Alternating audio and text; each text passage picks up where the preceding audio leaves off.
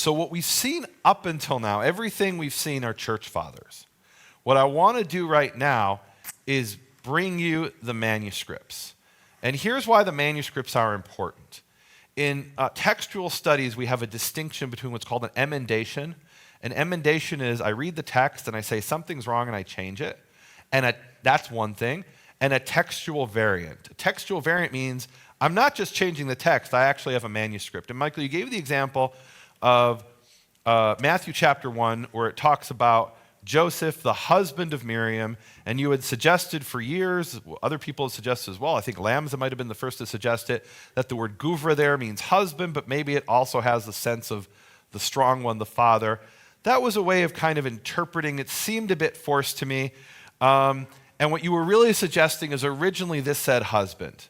That was an emendation. Or no, father. Father. Originally father. That it said father. That was an emendation. It was conjecture. We didn't have that text. And then I found two manuscripts. They were very late manuscripts, but they both read Joseph, the father of Miriam. That was the Hebrew Matthew. That was in Hebrew Matthew. Two late manuscripts, Hebrew Matthew have Joseph, the father of Miriam. And if you want to say it says Joseph, the husband of Miriam, and be left with Matthew and Luke contradict each other, you can do that. That's fine. And only 13 generations.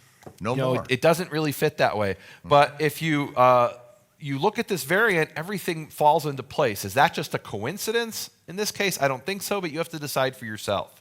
In the case of John 6:4, the difference between having manuscripts or not is the difference between is this just conjecture or did something somewhere in the history of all these thousands of manuscripts survive? And the answer is we do have something that survived. Now, we have 9 key manuscripts that we're going to show you. I believe there are more, but we don't have that more yet. We will look for the more, and you can contact john64@gmail.com. But for now, we're going to show you what we have today. These manuscripts range in dates from the 11th to the 15th century.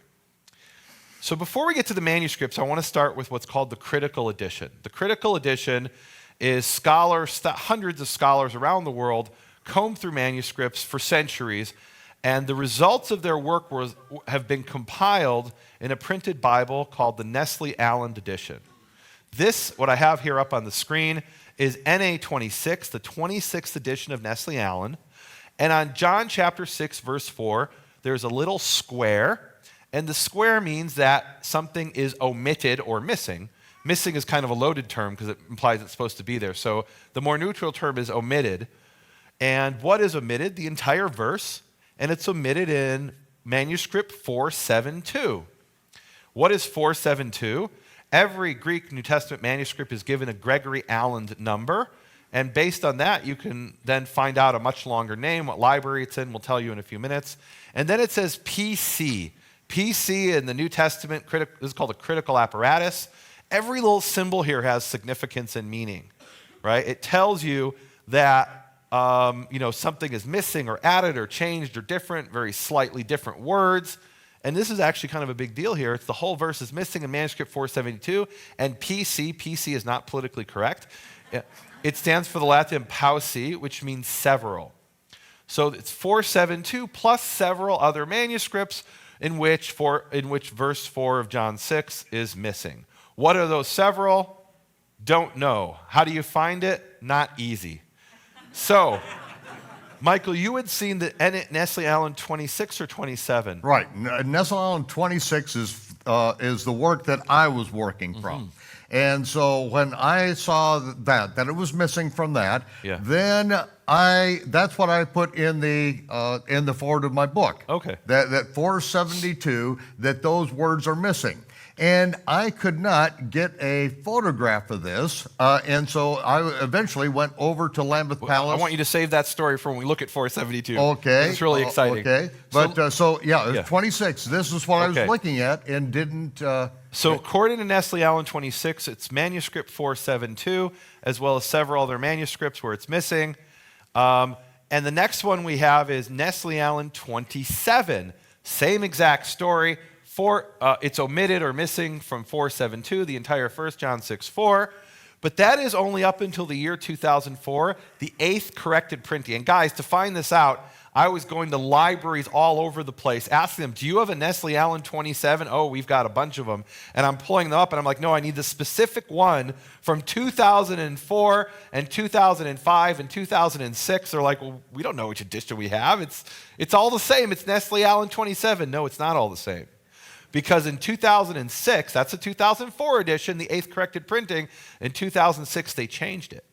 In the 9th corrected printing, and they went over from saying the verse is missing in 472 and several to 1634 and several, and 1634 is a different manuscript.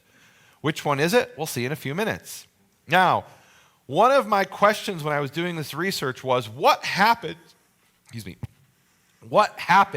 between 2004 and 2006? Well, this whole this change is confusing, and this is a problem. I'm having discussions, and I go to buy the book, and it's not in there at all. And a friend of mine says, "Don't you see? They corrected it. It was a mistake." Because in Nestle Allen 28, it doesn't have this note at all. It says nothing about John 6:4. There's nothing there. And if you looked at Nestle Allen 25 or 28, or 1 through 25, right, you would not know there was any issue with John 6:4. You just think, yeah, that's in there. No question about it. So I'm arguing with my friend, and he says, why don't you email the editors and find out for sure? So we did. We emailed the editors. So we emailed the editors of the Nestle Allen 28, and we asked them what happened between 2004 and 2006, and why in 2010 is it not in the Nestle Allen 28 edition? And what they told us is, look, we have limited space. So look what you have up here. You have all these different notes, and each note is full of meaning. They said, we can't put everything up there. We have limited space. So we have to make a choice of what we think is important based on the evidence available to us. And in 26 and 27, somebody thought it was important. By 28, they said, it's not that important. We can leave that information out. You guys don't need to know about that. Now, what happened between the 2004 and 2006 is they came out with a book called Text und Textwerk. It's a book in German. And you had to take 2 years of German to be able to figure this out. Well, I took 2 years of German at Hebrew University, yeah. But this I actually didn't need much German for. It's mostly just textual notations. And what you can see up here in this 2005 book, what they did is they went through not every verse in John, but they chose select verses in John that they wanted to check, and they checked those in every manuscript available to them at the University of Munster, where they have a large collection of microfilms of scripts. And so for example, they took John 6:4 and they looked at it in over 1,000 manuscripts. And they determined that John 6:4 does appear in numerous manuscripts. In fact, they list for you up here 162 manuscripts that have John 6:4, where it's not omitted. And those 162 include some very prominent and important manuscripts. They include P66 and P75. Scholars argue that those two manuscripts date from the 2nd century. So they actually predate Eusebius, if that dating is correct. There's one scholar named Nongbre who's written these articles claiming that those manuscripts are later. But look, guys, that's beyond my expertise. If we accept the date of P66 and P75, then John 6:4 appears already in the 2nd century. And what that means is, alongside Origen reading his Gospel of John, where there is no John 6:4, somewhere else in the Roman Empire, there's somebody reading a different manuscript which has John 6:4. And that's entirely possible. Origen only had access to what he had access to. Right? But he did have access to a lot of manuscripts. He sure had access to a lot of stuff. And we can't say that Origen didn't see manuscripts that had John 6:4. But if he did, he didn't consider them important. He didn't consider them reliable. And he was a textual critic. This was his job, and he was schooled by the best. In other words, Origen may have had 100 manuscripts in his library, and he saw that 10 of them had John 6:4, and he said, oh, that was added. Right? We don't know. We don't know. All we know is what we have evidence for. And what we have evidence for is that he must have had a manuscript that did not have John 6:4. So going back to Text und Textwerk, we see some very important manuscripts listed up here. And we see 1, 01, 02, 03, 05. That's Vaticanus, Sinaiticus. I mean, these are important manuscripts of the New Testament. 05, I believe, is Bezai, if I'm not mistaken. That's correct. Very important manuscripts. 162 of them. Interestingly, one of those listed that contains John 6:4 is 472. So does 472 have John 6:4, or doesn't it have John 6:4? We'll find out soon. We'll come back to that. At the end of the 162 manuscript, it says BYZ, which means Byzantine, and that means the Byzantine majority text. And what they mean is there's a bunch of other manuscripts that have John 6:4, but we can't list everything because life's short and we have a limited amount of space on the page. And already this is a $600 book, and if we made it longer, it would be it literally is like a $500-$600 book. Thankfully, it was on Google Books, and we could get this page. That's just the John version. There's that's Matthew just the Gospel of John. And select verses. And they didn't even check every verse, and it's a $500, $600 book. Okay, so it says BYZ 1653. That means there's 1,653 manuscripts that have John 6:4, but they only listed for you 162 of them. 1,491, just take our word for it. Now, I could already tell you they're wrong about what they said about 472. As we'll see, it's a bit complicated, but they're wrong. Then they list other information here on the page. One of the things they say is they list 3 manuscripts in which John 6:4 is not in the text. In one of those, it's in the margin, we'll see in a minute, and the other 2 is just not there at all. Now, why did they list 3 manuscripts?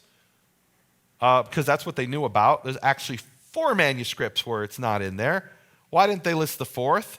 Well, the 4th one is included in their list of Byzantine manuscripts, so they actually made a mistake. So far I found 2 mistakes on the page. And I didn't even check more than a few hundred, well, John checked a few hundred manuscripts. If we checked all 1,653, I bet we'd find more than 2 mistakes. Going on, they then say verse 4, cum asterisks vel obelis. We'll get to what that means. They list 6 manuscripts with asterisk and obelisk. We're going to wait for that, okay? One of the sources we looked at was a guy named von Soden who wrote in 1907, and he has a critical apparatus of his own. So he's coming long before Nestle Aland, and he's saying, I'm going through every verse, looking at many manuscripts, and he lists 2 manuscripts that omit John 6:4. Guys, these things are very difficult to read and decipher. For me to find out what he meant by I-1386 took basically like a whole day, right? And that's one detail to find out. It's not simple at all. And then he has K iota 20 as the second manuscript where John 6:4 is omitted. What does he mean by that? So I-1386 refers to the 472, which is the Lambeth Palace manuscript. Michael will tell you about that in a few minutes. The Lambeth Palace manuscript, the verse is omitted, and also manuscript 850, which is in the Vatican, Barb Greek 504. We'll see that in a little bit. So let me summarize everything going on here. John 6:4, when it comes to the manuscript 472, okay? 472 is Lambeth Palace. Von Soden says it's omitted, and the reason I'm talking about this is Michael in his chronological Gospels is relying on Nestle Aland 26. When he published that, there was really no way to find out what was in 472 other than rely on these sources or go to Lambeth Palace. How'd that work out? Not too well. Yeah, I went to Lambeth Palace because I'm getting ready for the Spanish version, the Chinese and all that. And so I wanted to get a photograph of this because what I have up to this point is I know it's not in there because Nassan tells me it's not in there. Yeah. And so then I do the transcript, I do it in Greek characters and I put it in there and I just leave out John 6:4 and I say that's the way it is in Lambeth Palace. So I want to go over there and get the photograph of it. I arrive at the Archbishop of Canterbury's place, Lambeth Palace, and I meet with the secretary who lived at a kibbutz in Israel for a number of years. So we hit it off real big. Yeah. But the Archbishop is not in, and this is the Armistice Day. This is the day that the war was won. Everyone's wearing poppies, and it's like everything is shut down. And I'll tell you, if I was able to get in there and take a photograph of this, and that my heart would have sank, because 472 does say, and Passover, the feast of the Jews, is nigh. And how it arrives there, I would not be able to figure out because this is way over my pay grade, as is everything that these guys are doing here. Way over my pay grade. I'm just simply trying to put the chronological Gospels together using the evidence, but they have found the evidence. And so what happened with Lambeth Palace Museum? Just to explain, guys, this is no trivial matter to find out answers to these things. To have access to the databases we need, you could buy a new car with what it cost to, and I'm not exaggerating, to a nice car too, to get access to these databases. Now, this is an overview of what happened here. Before we get to 472 itself, we have over here, Von Soden says it's omitted, Nestle Allen 26 says it's omitted, Nestle Allen 27 version 8 says it's omitted, TNT says, no, they've got it in there. It's in there. It's included without any marks or anything. Nestle Allen 27.9 doesn't even mention 472. It mentions 1634. And Nestle Allen 28 doesn't mention John 6.4 at all. So let's see what actually is in Lambeth Palace, okay? So you can see up there, Lambeth Palace is a place in England, in London, and it has manuscript 1177 dated to the 11th or 12th century. And minuscule 472, minuscule means it's written in small characters versus the earlier manuscripts written in capital letters. And you can see there the word to Pascha, the Passover. So John 6.4 is in there after all. However, in the margin, we have this little guy there, that little star-shaped symbol called an obelisk.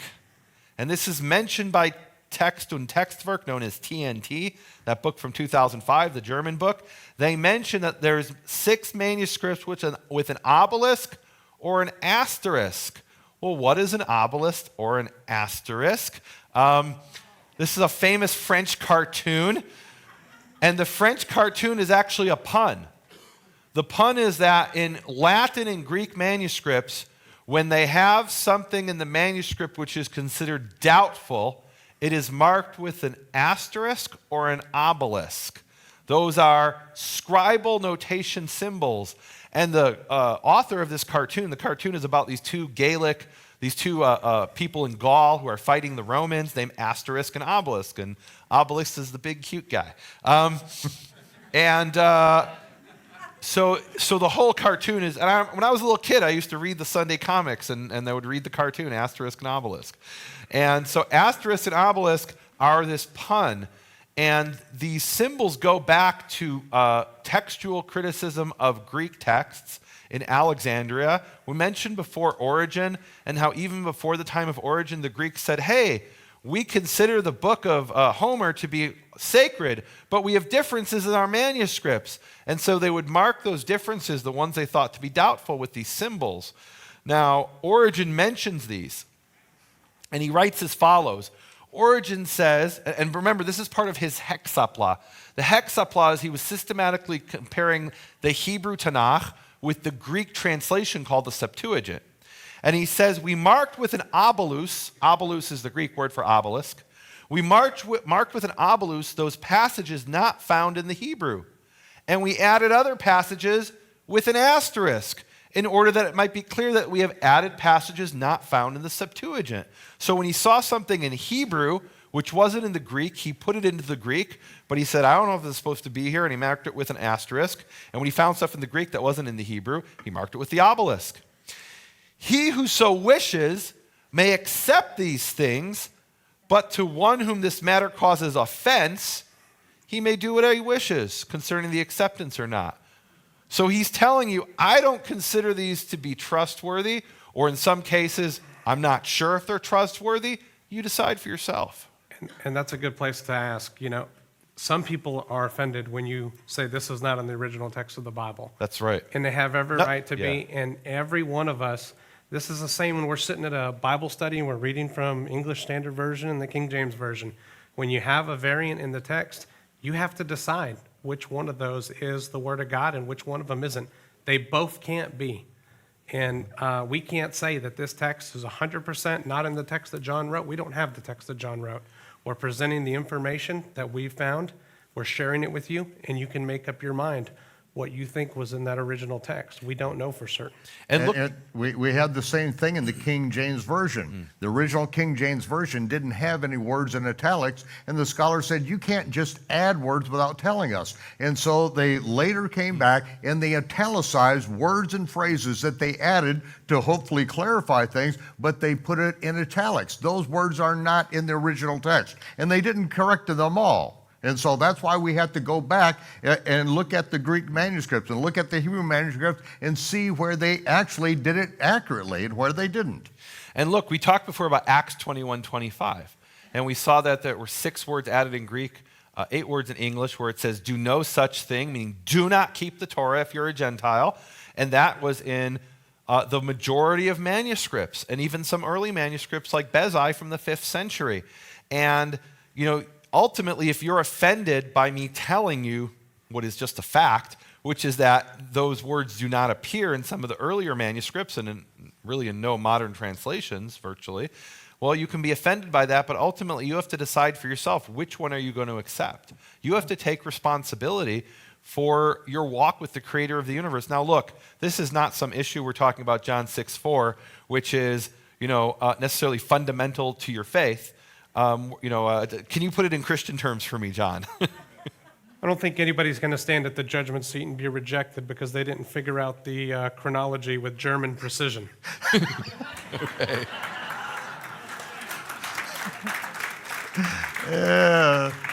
Please allow me to be a little anal retentive on the chronology. Okay. But the point here is that people have been struggling with these questions since the time of Origen in the 2nd century, right? And they're asking similar questions to what we're asking today. They're obviously maybe asking on different things because we don't have the manuscripts he had. We can only deduce what they were. Augustine mentions the obelisk and asterisk. Augustine is in the time of Jerome in the 5th century. He says, he's writing actually a letter to Jerome. Jerome had made a translation of the book of Job, and he says, you have marked by asterisks what is found in the Hebrew version, but not in the Greek, and by obelisks what is found in the Greek, but not in the Hebrew, with such extraordinary care that in some places we see stars appended to single words, indicating that these words are in the Hebrew, but not in the Greek version. Asterisks are placed with such care as to show even the most insignificant parts of speech, which are lacking in the Greek text, but are found in the Hebrew. This is Augustine writing to Jerome, who really went overboard with these asterisks and obelisks. So they weren't just used by Origen, they were used by Christian scholars for many centuries. And we find these in all kinds of manuscripts in different places. Bruce Metzger, the great commentator on the text of the Greek New Testament, he talks about these obelisks in Greek. The plural is obeli or obeli. He says, in many of the witnesses that contain, and he's talking about the passage known as the pericopai adulteri, the section on the adulteress. He says, many of the witnesses that contain the passage about the adulterous woman, woman, it is marked with asterisks or obeli, indicating that though the scribes included the account, they were aware that it lacked satisfactory credentials. Now, when we were doing this study on John 6:4, John had found this statement by a guy named Frederick Henry Scrivener. Scrivener went through 20 different manuscripts of the New Testament, and he published a book in 1853. And in 1853, he remarks, he's gone through the Lambeth Palace manuscript, what we call 472, and he says 2 disputed passages are obelized in the margin. Luke 23:39-41 and John 6:4. Now, when I first saw this, I'll be honest, I didn't know what it meant because we don't use obelisks or asterisks in Hebrew manuscripts. It's something known from Greek manuscripts, and I'd studied the Septuagint, but I wasn't thinking obelized. I didn't even know it had anything to do with obelisks. I literally Googled the word obelized and found that's not a word in the English language. And then later on the commentary, when he actually gets to John 6:4, chapter 6, verse 4, he says, red obelisk noted in the margin in Latin. And I asked my Greek expert, what is the significance of the red obelisk noted in the margin? And the statement that these 2 passages are obelized. By this time I knew obelisk meant, obelized meant marked with an obelisk, but I still didn't know the significance. And he said, oh, origin. I'm like, oh, yeah. I remember that from my course on Septuagint studies. That's in the New Testament. I knew it was in the Septuagint and the Hexapla. I didn't know it was in the New Testament. And I learned an awful lot here, and here it is. This is the red obelisk marked in the margin. And so what this means is when this manuscript was copied sometime in the 11th or 12th century, a scribe came along and he said, John 6:4 is in here, but I don't trust this verse. I think this verse is not supposed to be here. This is a doubtful verse. And I think that's your point, Michael. If you had seen this and not understood the significance of the obelisk, what would have happened? I think it just would have depressed me.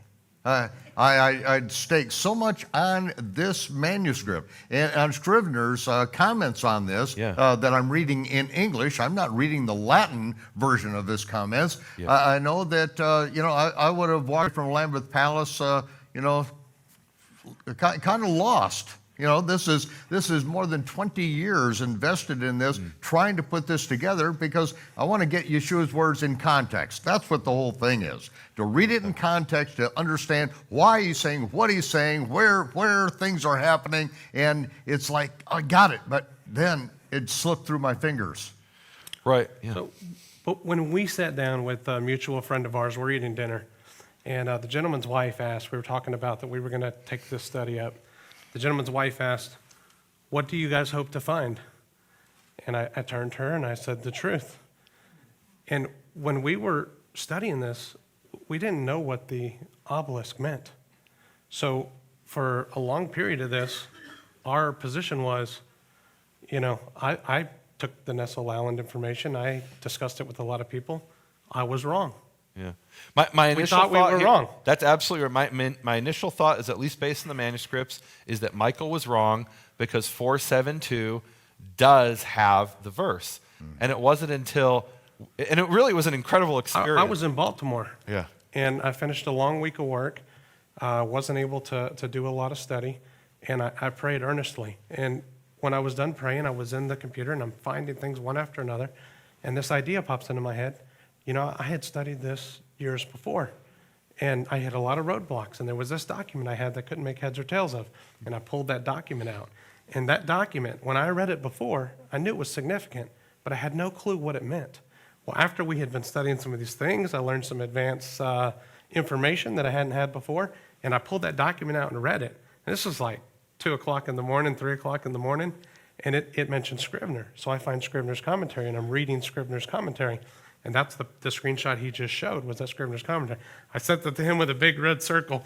This is important. Please look at this. And then he sent that off to the talk. Now, this, keep in mind, this all happened in a period of 12 hours. The next morning, we have, at that point, we had a dozen. Yeah. Now, we didn't fully evaluate them. We have less now, but we had a dozen manuscripts within 24 hours of that. This happened very quickly. But up until this point, we thought we had found that this research was incorrect, that was wrong. The floodgates just burst open. I was sitting there, I was laying in bed actually, trying to fall asleep, and I could not sleep.